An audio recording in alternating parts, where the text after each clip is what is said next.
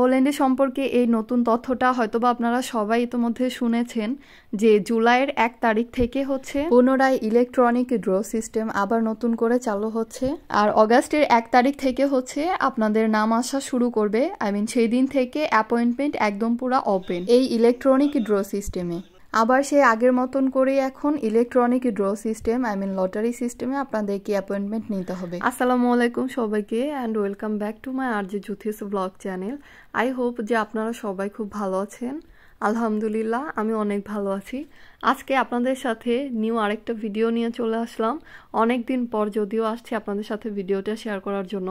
তো একদম পুরো একটা হট নিউজ এইটা। আপনারা অবশ্যই আরও অন্যান্য অনেকের ভিডিওতে দেখেছেন কিংবা ইতিমধ্যে আপনারা সবাই শুনে গেছেন যে পোল্যান্ডের অ্যাপয়েন্টমেন্ট যে আপনারা এতদিন নিয়েছেন যেই নিয়মে, তো এটা আবার মাঝখানে যে নিয়মটা চেঞ্জ হয়েছিল একদম মিডল ইস্টের মতো কিন্তু ইলেকট্রনিক ড্র সিস্টেমে তখন অ্যাপয়েন্টমেন্ট নিতে হয়েছিল। সেই লটারি সিস্টেমে যেভাবে আপনারা নিয়েছেন এখন কিন্তু আবার ঠিক সেরকমভাবে আপনাদেরকে অ্যাপয়েন্টমেন্টটা নিতে হবে, ভিএফএস গ্লোবালে।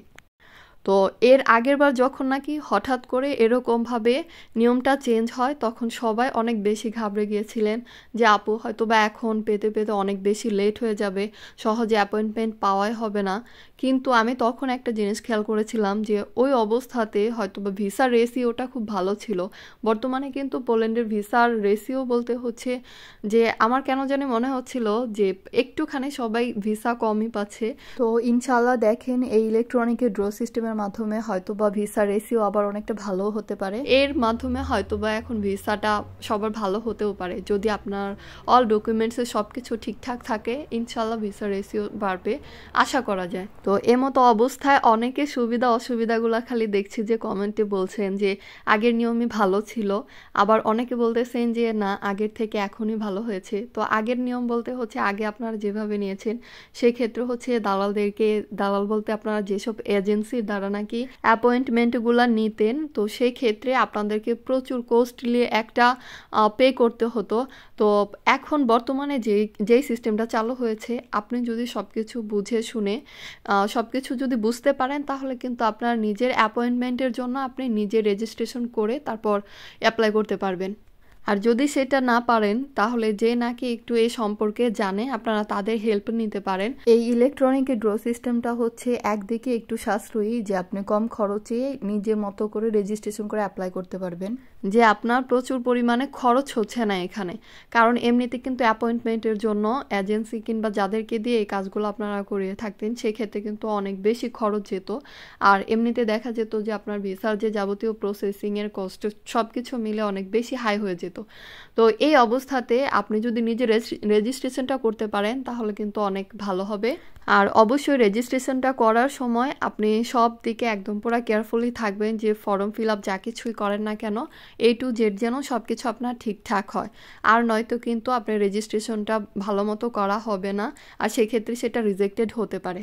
আর এর মধ্যে আরেকটা সুবিধা হচ্ছে যদি আপনার ওয়ার্ক পারমিট ফেক কিংবা জাল হয়ে থাকে তো সেই ক্ষেত্রে আপনি যখন নাকি অ্যাপয়েন্টমেন্টের জন্য রেজিস্ট্রেশন ফর্ম ফিল আপ করতে যাবেন তখনই কিন্তু সেটা সাথে সাথে ধরা পড়ে যাবে যে আপনার ওয়ার্ক পারমিটটা ফেক। আর আমি বলবো এটাই হচ্ছে সব থেকে বড় একটা প্লাস পয়েন্ট ইলেকট্রনিক ড্র সিস্টেমের। তো ইলেকট্রিক ড্র সিস্টেমে আপনার অ্যাপয়েন্টমেন্ট কবে আসবে এটাও সবাই জানতে চাচ্ছেন। তো এটা কিন্তু একদমই বলা যায় না, কারণ এইখানে শুধু আপনি না, কারণ আপনার সাথে আরো হাজার মানুষ সবাই কিন্তু একসাথে এই অ্যাপয়েন্টমেন্টের জন্য অ্যাপ্লিকেশনটা করবে। ইলেকট্রিক ড্র সিস্টেমটা হচ্ছে আপনার এটা পুরাই লটারি আর অ্যাপয়েন্টমেন্ট হচ্ছে একদম লাকের ওপর ডিপেন্ড করে আপনার। তো এখানে আপনার প্রতি সপ্তাহে একটা করে ইলেকট্রিক ড্র সিস্টেমে আর যাদের নাম উঠবে সেই নাম অনুযায়ী হচ্ছে আপনাকে তারা আপনার মোবাইলে মেসেজ দিয়ে দিবে। যদি আপনার নাম সেখানে উঠে যে আপনার এত তারিখে আপনার অ্যাপয়েন্টমেন্ট আছে তো সেই ক্ষেত্রে আপনাকে ওই তারিখের মধ্যে কিন্তু ভিএফএস এম্বাসি ফেস করতে হবে। আর সাপোজ যে এর মধ্যে যদি আপনার নাম না উঠে ইলেকট্রিক ড্র সিস্টেমে যদি আপনার নামটা না উঠে তো সেই ক্ষেত্রেও কিন্তু তারা আপনাকে মেসেজ করবে আর মেসেজে আপনাকে তারা আর কি ইমেল করবে আপনাকে। তো সেই ইমেলে কিন্তু আপনাকে জানিয়ে দেওয়া হবে যে আপনি এইবারের ড্রোতে স্পেসটা পাননি, আপনার কোনো অ্যাপয়েন্টমেন্ট নেই। তো আপনাকে তারা আবারও ট্রাই করতে বলবে। তো এরপর আপনি হচ্ছে এরকম করে ট্রাই করে যাবেন। তো এর মধ্যে দেখবেন যে ইনশাল্লাহ যে কোনো একদিন লটারিতে ইলেকট্রিক ড্র সিস্টেমে আপনার নাম উঠেছে এবং এমতো অবস্থাতে তারা আপনাকে বলে দিবে যে কবে আপনার অ্যাপয়েন্টমেন্ট ডেট পড়েছে।